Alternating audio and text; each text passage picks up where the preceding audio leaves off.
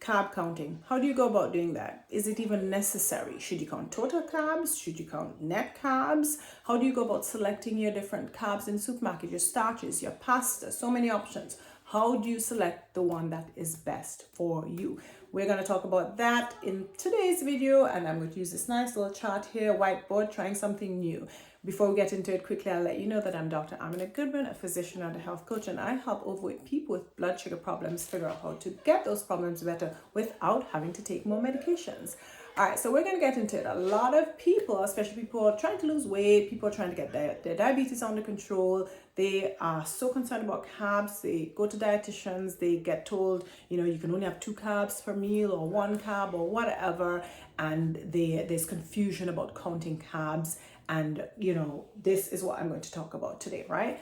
Now, quickly, just a little basic thing about food labels is that when you look at food labels are important where packaged foods are concerned. Now, where real unprocessed food is concerned, you can look at it, you know what it is, and you're usually not going to overeat it as much as if you overeat something that's pretty processed and refined, okay? So labels generally would have big and bold calories, which is probably the least important thing, but then also you'll have a breakdown of the main macronutrients. Macronutrients being fat, carbohydrates and protein, and then there'll be something about the micronutrients, which will be vitamins and minerals and so on and so forth, right? So I have the 3 examples of pasta here, and I'm going to focus on the carb amount here, right? So generally speaking, when you see a label, packaged food, drinks and so on, but this is pasta, you're going to see total carbs, right? Total carbs here, and then there'll be subheadings, one for fiber and one for sugar. On a side, if we're talking about like pastries or sweet things, you might even see a subheading with sugar alcohols, right? So essentially, we have total and then the breakdown of what helps to comprise this total here, right? Now, these are the brands that I selected. So in Barilla pasta, that has total 44 grams of carbs, okay? And then of that, you have 2 grams of fiber. And then it has 0 grams of sugar. There's no sugar in these pastas for the most part, right?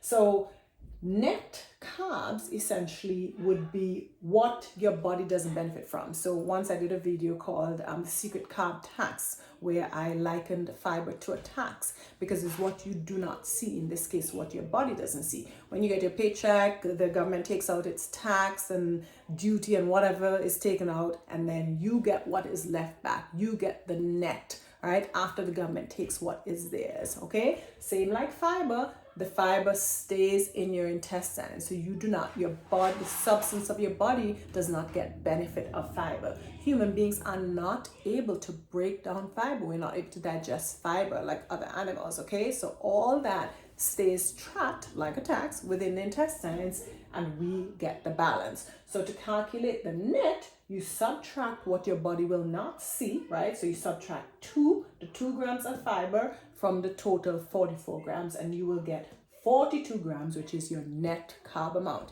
If this was a pastry, for example, and it had, say, 5 grams of sugar alcohols, then you would subtract 5 grams of the sugar alcohol plus the 2 gram, right? And you would be left back with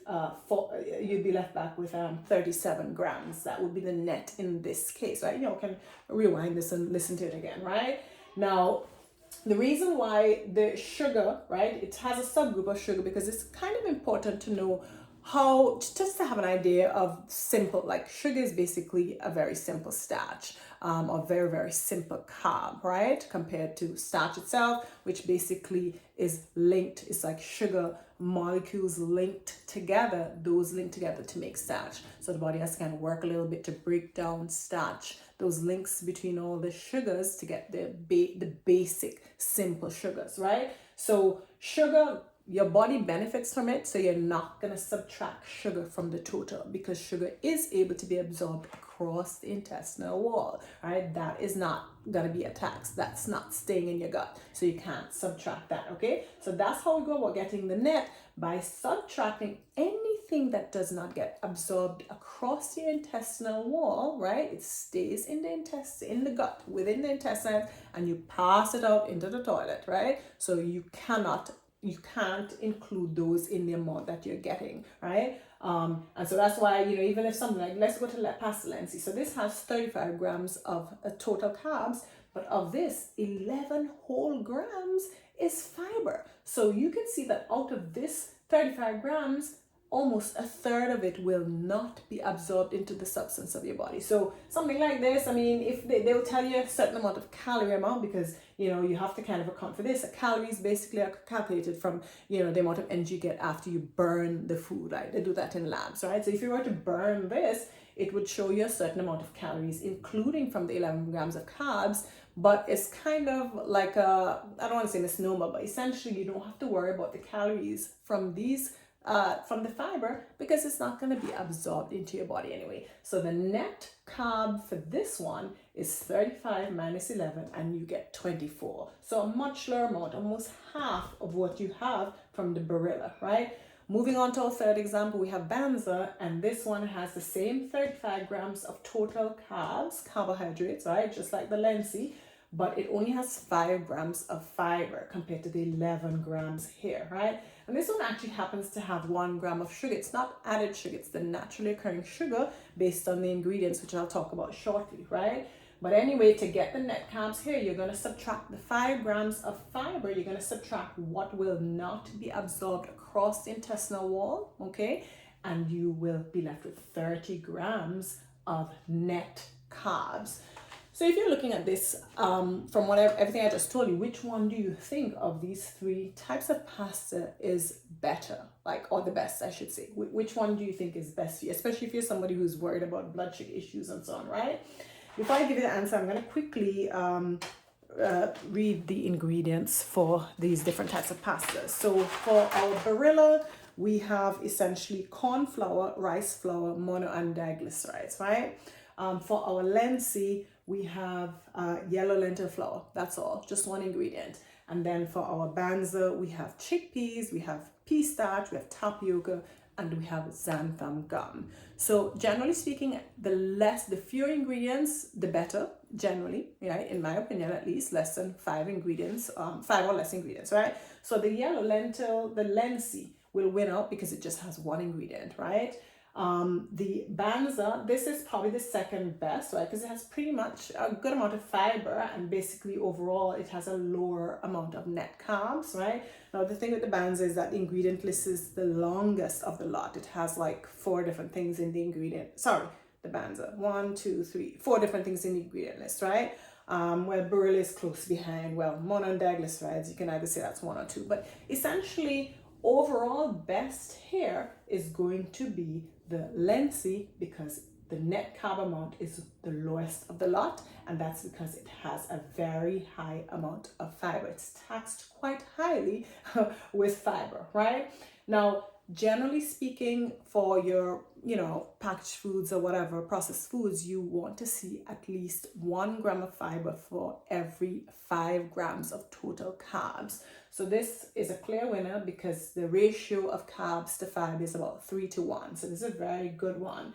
Ratio of carbs to fiber here is about 20:1, because you basically just have 1 gram of fiber for every 22 grams of total starch. So very poor here, very carb heavy here. And then this one, we have about 1:7 ratio, right? Of 7:1 ratio of total carbs to fiber. So close, but this is the clear winner. Now the other thing I like with lentil is the fact that it's pretty rich in protein, right? Protein, of course, is vital, essential nutrients. And when I look at foods, in terms of completeness of nutrients, I like to compare them sort of to milk. Milk is one of the complete foods almost, because probably because it's for babies. And so you have, for every serving of milk, you're going to have like 14 grams of carbs, and you'll have 8 grams of protein and 8 grams of fat. So it's almost a little heavy on the carb side, but almost 1:1 ratio of the 3 different macronutrients. And so here you have really a good right amount of protein to go with these carbs that you have here, right? So essentially that is how you calculate your net carbs, and it is ideally it's good to have some amount of fiber to offset your total amount of carbs. And how you do that, like, yes, I mean, in fact, linseed has been scarce, so we've not been able to get this, so we use Barilla or Bands or some other brand. And so you can use even simple starches like this, but to offset the amount of total carbohydrates, all you have to do is add vegetables. Just add fiber-rich, crunchy vegetables.